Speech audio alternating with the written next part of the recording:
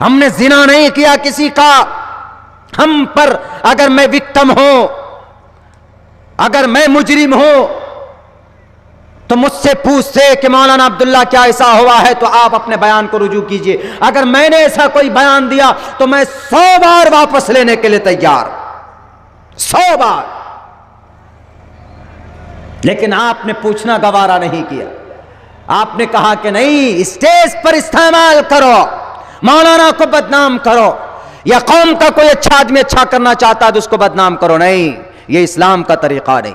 इस्लाम का तरीका यह है कि अगर किसी से गलती हो जाए तो बेहतर तरीका यह है कि उसको एक रूम में, एक जगह ले जाकर उसकी इज्जत का एहतराम करते हुए उनको समझाएं कि आपसे ये गलती हुई है, ये इस्लाह कर लीजिए। ये इस्लाम का तरीका होता है। इसीलिए मैं कहता हूं मेरे भाइयों, बहुत आसान है इस धर्म को बदनाम करना। बड़ी मेहनत और मशक्कत के साथ ये धर्म, ये मजहब यहां तक पहुंचा है। खुदारा इसको बदनाम न किया। हरिद्वार की एसपी सिटी स्वतंत्र सिंह के खिलाफ, जिन्होंने 6 दिन तक आपको काटने की बात की गई, 25 लाख लोगों को, मुसलमानों को काटेंगे, अभी बात की गई। धर्म संसद ऑर्गेनाइज किया गया। इनके खिलाफ क्यों नहीं लिखी आपने मज़ामीन? क्यों नहीं लिखा आपने? आपके कलम में ताकत कहां गई? आपका दिमाग क्यों नहीं चलता? जितेंद्र त्यागी के ऊपर केस फाइल हुआ, उन्होंने कहा आपको आतंकवाद है, और नाम में प्रबोधानंद जी, जो उस संसद, धर्म संसद के को ऑर्गेनाइज का स्टेबल किया, आपने इनके खिलाफ क्यों नहीं लिखा?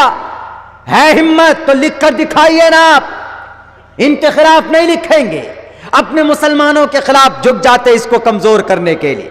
अब पता क्या कहा गया वहां पे?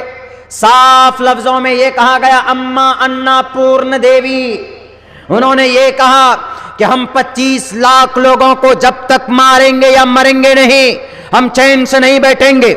और वहीं पर यह बात कही गई, वहीं पर उसी धर्म संसद में, कि क्लीजिंग होनी चाहिए। क्लीजिंग अंग्रेजी का वर्ड है। रविश कुमार ने अपने भाषा में, अपने रिपोर्ट में यह लफ्ज इस्तेमाल किया। प्रबोधानंद जी ने क्या कहा? क्लीजिंग की जरूरत है भारत में। क्लीजिंग का मतलब कत्ल कर कर कर जनसंख्या को कम करना। जैसे म्यांमार में, बर्मा में, वहां के बुद्धिस्ट ने आंग सांग सूची के इशारे पर, वहां के बुद्धिस्टों ने 40,000 मुसलमानों को मारकर जला दिया, वहां की आबादी कम की मुसलमानों की। ऐसे ही भारत के अंदर कहा जाता है कि हम 80 करोड़ और मुसलमान 40 करोड़ है, इस आबादी को कम करना है तो क्लीजिंग करना होगा। प्रबोधानंद जी महामंडलेश्वर, रत्नागिरी महामंडलेश्वर, हरिद्वार के उत्तराखंड के अंदर 17 से लेकर 19 दिसंबर के बीच में संसद, धर्म संसद ऑर्गेनाइज किया गया। किया आपने, बहुत अच्छी बात है। जैसे मुसलमान जलसा करते हैं, कुरान की बात करते, शरीयत की बात करते, अमन की बात करते, भाईचारे की बात करते। लेकिन अगर किसी पर इल्जाम लगाकर अगर मुखालिफ बात करता है तो वह गलत करता है। आप में और उस स्वामी नरसिंहानंद जी में, स्वामी प्रबोधानंद जी में, अन्नापूर्ण देवी में क्या फर्क रह जाता है? वो भी आपके खिलाफ बोलता है, आप भी अपनों के खिलाफ बोलते हैं, तो you are look like that person. आप सेम उसी तरीके पर आपकी सोच है, आपका माथा और आपका अकीदा है कि जैसे आज दुश्मनों ने इस्लाम इस देश में मुसलमानों की आबादी को कम करने के लिए क्लीजिंग की बात कर रहे हैं और कह रहे हैं कि सन 2024 के अंदर जनाब हम इस देश के अंदर सनातन वैदिक धर्म हिंदू राष्ट्र बनाएंगे। ये तैयारी चल रही। मेरे भाई, आखिर के अंदर में कौन सा शस्त्र चलाने की ट्रेनिंग दी गई, वीडियो लीक हुआ है। और क्या बात है कि उन्होंने कि डायरेक्ट साफ लफ्जों में यह कहा है कि इस देश को हिंदू राष्ट्र बनना चाहिए। अगर वहीं पर कोई ऑर्गेनाइज होता, अगर मैं इसी मंच में अभी बोल दूं कि नहीं इस देश को मुस्लिम राष्ट्र होना चाहिए, तो मैं कल जेल के अंदर रहूंगा। फौरन FIR। 3 दिन गुजर गए, कोई FIR नहीं हुआ। SP सिटी साहब स्वतंत्र सिंह SP सिटी हरिद्वार, आप तेल में, कान में तेल डालकर क्यों सोए हुए? जब आपसे पूछा जाता है तो उन्होंने क्या कहा, अभी तक कोई एफआईआर लॉन्च नहीं हुआ है जनाब, हम कैसे उनके ऊपर वो करें। सुओ मोटो क्या होता है जानते हैं आप? जानते होंगे सुओ मोटो के तहत ऐसे भड़काऊ भाषण देने वाले के खिलाफ एफआईआर होना चाहिए और उनको जेल में डालो। तो पकड़े गए तो कौन पकड़े गए? बेचारे बली के बकरा, वो वसीम आनंद जी पकड़े गए और बाकी और सारे लोगों को छोड़ दिया गया। ये तैयारी वहां चली प्रबोधानंद जी के शहर में। वहां पर जनाब अन्नपूर्णा देवी आए। उन्होंने कहा कि जिसका शस्त्र जितना मजबूत होगा वही कौम जिंदा होगी। हम तो कहते हैं कि शस्त्र से काम नहीं चलता, बाजुओं में ताकत होनी चाहिए, बाजुओं में। मोहम्मद बिन कासिम अस्सक़फ़ी जब आए थे इस देश को वादिये सिंध में अपनी बादशाहत की लड़ाई लड़ने, उनका एक फौज जब कहता है राजा उस वक्त का राजा कहता है कि Muhammad bin Qasim you are a child, you are a my child, look like my child, मेरे बच्चे की तरह तुम दिखते हो, तुम कैसे मुकाबला करेगो? 17-18 साल की उम्र थी मेरे नौजवानों मोहम्मद बिन कासिम की। तो उस वक्त का बादशाह राजा भारत का राजा दाहिर ने कहा कि मोहम्मद बिन कासिम ये तुम्हारे 6000 लश्कर मेरे इतने बड़े देव सेना का मुकाबला करेंगे? नहीं कर सकते, वापस चले जाओ वरना तुमको हार का सामना करना पड़ेगा। ये 18 साल का बच्चा, मैं सुनाना चाहता हूं अन्नपूर्णा को, मैं सुनाना चाहता हूं हरिद्वार के वो प्रबोधानंद जी को। क्या आप अगर कमजोर समझते हैं तो कमजोर मत समझिए हमें। हम अमन वाले शांति के साथ हम रहते हैं, हम इस तरह के प्रोग्राम ऑर्गेनाइज नहीं करते, हम इस तरीके से भड़काऊ भाषण नहीं देते, हम इस देश को मुस्लिम राष्ट्र नहीं बनाना चाहते, आप इस देश को हिंदू राष्ट्र बनाना चाहते हो। हम तो इस देश के we the people of India के आइडियोलॉजी को एक्सेप्ट कर चुके थे 26 नवंबर 1949 को, और हमने 26 जनवरी 1950 को अपने सीने के अंदर उसको जगह दे दिया था। तो सुनिए क्या कहा मोहम्मद बिन कासिम को राजा दाहिर ने कहा कि चले जाओ मोहम्मद बिन कासिम, जहां से आए हो हज्जाज बिन यूसुफ के पास, वलीद बिन अब्दुल मलिक के पास चले जाओ, नहीं तो तुम्हारा जनाजा यहां से जाएगा। उन्होंने कहा क्यों? कहा तुम्हारे पास शस्त्र नहीं है, तुम्हारे पास तीर ताले नहीं है, तुम्हारे पास तीर भाले नहीं है, कैसे मुकाबला करोगे? उन्होंने कहा कि हमारे फौजों के पास टूटी हुई तलवार नजर आ रही ना तुमको, भेजो तुम अपने सबसे बड़े योद्धा को भेजो। राजा दाहिर सबसे बड़े योद्धा को भेजता।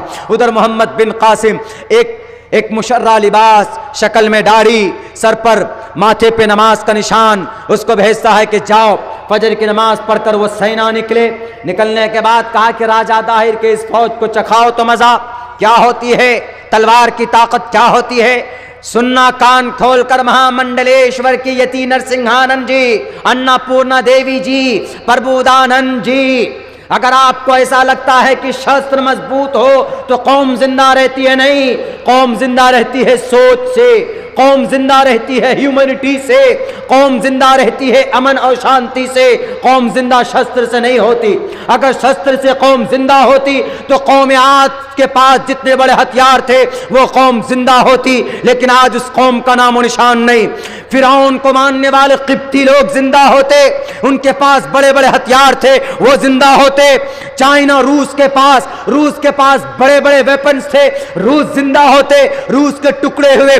पता यह चला कि सोच से कौम जिंदा होती है, हथियार से कौम जिंदा नहीं होती है मेरे भाइयों। तो राजा दाहिर कहता है कि जाओ तो इसके छोटे और झूठे और कमजोर फौज को जाकर बताओ कि हम कौन है, राजा दाहिर कौन। यही बात ये सिंध में लड़ाई हुई। जब आए उधर से तो हमला किया तो मोहम्मद बिन कासिम खुद आए मैदान में निकलकर उसको पीछे किया, उस मुस्लिम को, उस नौजवान को, और खुद आकर कहा कि आओ राजा दाहिर हम तुमसे मुकाबला करेंगे। उन्होंने कहा कि जाओ, खामखा तुम्हारी अम्मी रोएगी, छोटे बच्चे, दूध पीते बच्चे तुम लग रहे हो। उन्होंने कहा क्यों? कहा कि तुम्हारे बाजुओं में ताकत ही नहीं, हमारे हमले को कैसे तुम संभाल पाओगे। उन्होंने कहा कि हम मेरे बाजुओं को मत, मेरे तलवार को मत देखो कि मेरी तलवार पतली है, छोटी है, कमजोर है, मेरे जज्बे को देखो और मेरे बाजुओं में देखो कितनी ताकत है। मैं खालिद बिन वलीद की औलाद हूं, मैं सैयदुश्शुहदा अल हमजा के मानने वाले हैं। हम साद बिन वक्कास के मानने वाले, हम तलहा के मानने वाले, हम जुबैर के मानने वाले, हम वो हैं हुज़ैफा इब्नुल यमान को मानने वाले, अबू ज़र गफ़ारी को मानने वाले, उम्मे अम्मारा को मानने वाले, हम वो हैं माज और मुअव्विस को मानने वाले हैं, हम मुसअब बिन उमैर को मानने वाले, बिलाल हबशी को मानने वाले। हमारी बाजुओं में ताकत होती है और हमारी यही बाजू तलवार बन जाती है। तुम अपनी ताकत पर इतराते हो ना, और आजा दाहिर। उन्होंने कहा कि मेरे पहले इस फौज का मुकाबला करो, इस आर्मी का मुकाबला करो। मोहम्मद बिन कासिम ने भेजा, हमला किया, पलट जाते हैं। मोहम्मद बिन कासिम ने उलटकर इतने जोर से हमला किया कि उसके ढाल को चीरकर उसके सर तक तलवार पहुंच जाती।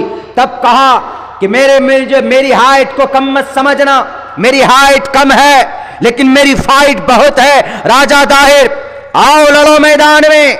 लड़ाई होती है, इधर लाखों का मजमा, लाखों की फौज, और उधर मोहम्मद बिन कासिम ओनली 6000 फौज को लेकर वादिये सिंध के ऊपर अपना झंडा गाड़ देते। कामयाबी की ताकत इसमें होती। अन्नापूर्णा जी, कैसे ये मंत्र पढ़े आप? सत्यमेव जयते, सच्चाई की हमेशा जीत होती है। अस्सिद्क़ युंजी वल किज़्ब युहलिक, सच्चाई जिंदगी में हो, वक्ती तौर पर परेशानियां आती है, लेकिन आदमी को निजात और आदमी को इज्जत सच्चाई दिलाती है। मर जाएं, कट जाएं, सच्चाई का दामन न छूटे। शस्त्र मेव जयते, कितना बड़ा अत्याचार। नोट के ऊपर क्या लिखा हुआ है? सत्यमेव जयते, लेकिन अब क्या बोले वो? शस्त्र मेव जयते। वाह, क्या बात है, शस्त्र मेव जयते। अरे अपनी खैर मनाओ, ईश्वर के पास तुमको मरकर जाना है, तुमको अपने पापों का सवाल भी किए जाएंगे, तुम्हारे पापों के बारे में।